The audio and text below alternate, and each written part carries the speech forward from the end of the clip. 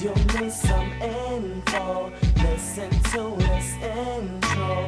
We'll provide the story in the evening or the morning. Hear what it is I'm saying, though. If not, put up your radio. WKAS will show you we the best. Welcome to the Cash Prep Show. Now we about to show you just how Cash Prep roll. Going hard with that Cash Prep flow.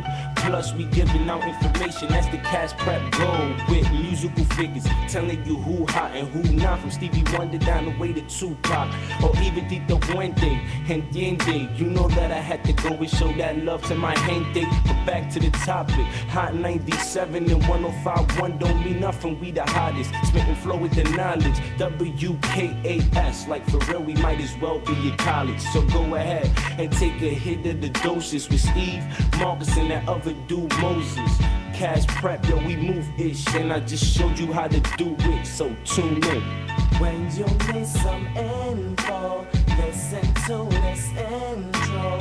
We'll provide the story in the evening or the morning. Hear what it is I'm saying, though. If not, put up your radio. WKAS will show you we the best.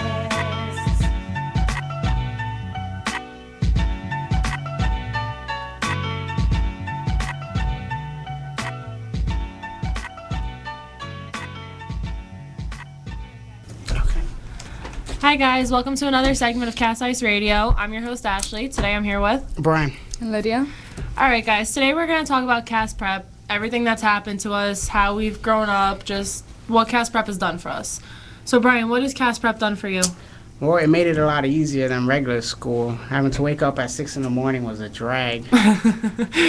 What else? Yeah, well, it's easier to work because I just work during the day and go to school in the afternoon, and it's perfect. What do you think about the education? You think the teachers are really good or they're bad? No, the teachers They're are fair. good. They're just little OD on the work sometimes, but it's fun. I don't know what teachers you have, but my teachers are great. What about you, Lydia? Well, CAS Prep's helped me a lot. Like, I'm actually graduating now, finally. The teachers are great. The teachers helped me a lot. Like, if I was in my old high school, I probably would have dropped out. I probably would have just not been doing anything. I would have been like a freshman still for like the fourth time. I probably would have never got anywhere. And it's just real good. They help you a lot. I don't know, like, have you noticed the teachers here, they don't become your friend, but they're really friendly with you. You can talk to them. It's easier to talk to them because they're like, it's, I guess, a smaller group of teachers and a smaller group of students, so you get to know your student individually instead of not having time to speak to your student or not having time to get to know the type of person your student is. So you have to come real close to your teachers. I know I used to go to North Bergen High School, and those teachers there, if you had problems at home and you tried to talk to them, they would send you down to the guidance office and you would get in trouble. Yeah. You know, here there's 3 teachers in this school that I talk to more than I do my own parents and my best friends. And I think that's great that a school could do that for you. Exactly. Like, there's actually one teacher who actually came when I was pregnant to my baby shower, because that's how close I am to her. Aww. Like, she came to my baby shower. She sees my son all the time. That's how close. Like, it's easy to become close to your teachers here. In other schools, it's a lot harder. Yeah. Do you feel, Brian, that CAS Prep has matured you, or have you stayed the same? I stayed the same. Oh, that's horrible. CAS Prep has matured me a whole lot. I used to go to school, and I used to do I used to go to school and I used to do nothing. I used to cut school to sit in the cafeteria. That's what I did. I cut my classes, and I sat in the cafeteria and did absolutely nothing. Like, just sat there and talk. All we did was bonchicha in the cafeteria, and, like, all we did was talk about people. Look at this girl wearing this, and look at this one. What does she think she's doing? She thinks she's cute. And we just sit there, and we used to do that all day, from first period to ninth period. And for lunch, we would leave to come back to the same spot. Like, it was either the cafeteria or the bathroom. And it's like, I came to CAS Prep and it matured me a lot. Like, I realized, like, you know what, I actually have to do my work. If I want to be something, or I want to do something with my life, I have to sit here and I have to do my work, and I have to focus. And CAS Prep helped me focus a lot. Good. Do you guys know what you want to do with your life? College. I'm going to go to college. What do you want to do in college? Study criminal justice, become a lawyer. Ugh. That's good. What about you, Lydia? No, I want to be an LPN. An LPN? Yeah. That's good. Do But you I want to think- further it? I think I do, but I'm not sure yet. I've been wanting to be an LPN for like a long time, but I don't know. Like, I'm probably gonna change my mind. I want to do cosmetology too. I have a lot of things that I want to do, but I want to major in LPN and I guess all minor in something else. Now, did CAS Prep help you with that decision, or it just came about? I wanted to do it before CAS Prep, but when I got to CAS Prep, my teachers sat down and talked to me and said, okay, well, if you want to be an LPN, this is what you have to do. This is what you're going to do when you're LPN.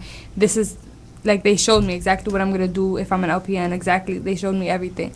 So after they sat down and talked to me, I was like, that sounds like a plan. It sounds good. Like, I can do that. My only problem is blood. I hate blood. Well, you gotta get used to that. I'll get over it. Yeah. Have any of you guys ever gone on the field trips? Because I know from experience that the field trips that they offered this year were amazing. Oh, yeah. And They really were. I went on one field trip this year. Last year when I was here, 2009. Yes, 2009. I went on a lot of the field trips. This year I only went on one because of my son. Which one did you go on? Six Flags. Oh, The good one. Six Flags was so great. It was. I got burnt and I looked like a spotted cheetah on my shoulders because I'm feeling. I think it's so great that they can offer that, a senior trip. Exactly. Because a lot of people think that this school is it's for very ghetto, you hear me? Ghetto, and it's not fun, but in all reality, it is. Because when I came here, I judged a lot. Like, I looked at the people, and I was like, I am not going to make friends with any of these people. I'm just going to do my work and graduate. But it turned out I became family, with so many people, it's not even funny. That's how it is here. When I first came to CAS Prep, I was like, this ghetto school, what am I going to do here? I ain't going to learn nothing. I'm going to do the same exact thing I did at Emerson. But at the end of the day, I was like, all right, this is actually 10 times better. The people actually, you could sit down and you could relate with somebody. You could relate to somebody's life in CAS Prep. And other schools, if you tell somebody about your life, they're looking at you like, you better go somewhere with yourself. You know why, though? It's because we all came here with our own story. Yeah. We all have our own experiences, and we all came together. So I think that's why we have all gotten to know each other, and we all get along. I know there was a field trip for Miss ISIP. We went to a conservancy, and Miss Castillo was there. And I just got done telling her, I was like, I didn't know more than half of the people on this field trip, and now I'm very, very cool with them. We talk now and everything. And she seemed dumbfounded by the fact that we didn't all speak to each other. She thought that everybody just knew each other and we were all friends. I'm actually quoting her. She was like, I had no idea that nobody talked to each other. I thought everybody here was friends. Just we were getting along so well. And every field trip I went on this year, it was all different people every single field trip, except for Carlos. He went on every single field trip. And everyone was just getting along. We've known each other our whole lives. Yeah. And I can see that a lot with the teen mothers too, that they did everything together. When I first came here, after I gave birth, when I first put my son in the nursery, I really didn't talk to anybody. I didn't know any of the teen moms. I was like, all these people think I'm weird. I'm 17, I have a son, and all these people are my same age and they have kids, but we don't talk. And then after I sat down on the bus, I got to know people, and I was like, oh, you're pretty cool.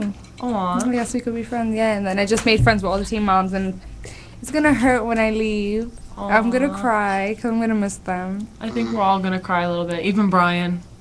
Brian's gonna cry. I've only been here one semester, so. Oh, you don't want to admit it, but you're gonna cry.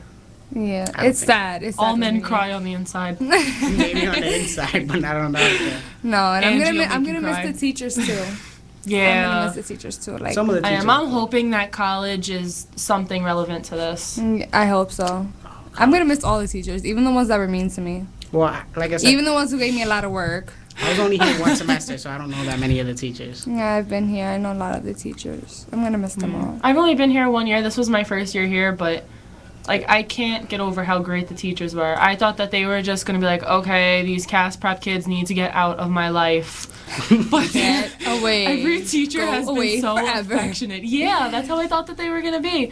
But all the teachers have given me something to learn in life and in school. Yeah, they actually when you go into class, it's not like you go into class and they're like, oh well, here's your work, you're gonna do this. I don't want to talk to you. Don't come up and ask me for questions. I don't care about anything about your life. They actually sat there and they gave you the work. And after you finished your work, like, my teachers would sit there and they would talk to me like, oh, well, how's this? How's that? How's your son? Like, they actually cared about what was going on in my life. Yeah. Like, I remember before I decided what college I was going to, I didn't know. I wanted to major. I'm going for my BSN. So, nursing. You saw my face, I'm like... It's a 4-year degree in nursing. It's the Bachelor of Sciences in Nursing or something like that. And I wasn't sure what I wanted to do. I knew I wanted to work in the medical field. And I was talking to somebody, and Mr. Khan overheard me. And he took me to the side, and he was talking to me about it, telling me that his girlfriend is a nurse. And he started telling me all these different colleges, and I started looking into them. And then Mr. Figueroa had a field trip to go to Ramapo. The second I stepped off that bus, I fell in love with the school. That's good. I wanted to go on that field trip, but I couldn't because of my son. But the daycare, that's another thing. No, he was sick. He was sick, so I couldn't even bring him to the daycare. Yeah, that's another thing. Daycare here is awesome. Yeah, how do you Just think yesterday, they gave me like 400 diapers. They just handed me a bag of diapers and was like, "Here, this is for the baby," and I was like, "Aw, thank you." And it was a coincidence. I needed to go buy diapers when I got out of school, and they gave me like 5 packs of diapers, and I was just like, "How am I supposed to carry this?" Thank you, but how am I supposed to carry it? On a finishing note, how do you think it's going to be next year without the daycare? Yeah. It's going to be so hard. I feel bad for... There's still teen moms in the nursery that aren't graduating. They probably aren't going to finish school because where are they going to put the daycare? Like, what are they going to do with their kids? Yeah. And a lot of... Like, my mom, she told me from the minute I got pregnant, she said, that's your responsibility. I'm not a babysitter.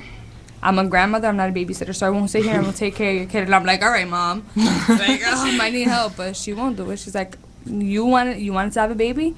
It's your responsibility. And I can see that their parents are the same way. Because that's how I would be with my kid. Yeah. Like, you wanted to have a baby, that's your responsibility. I'll help you out, but I'm not going to sit here and watch your kid.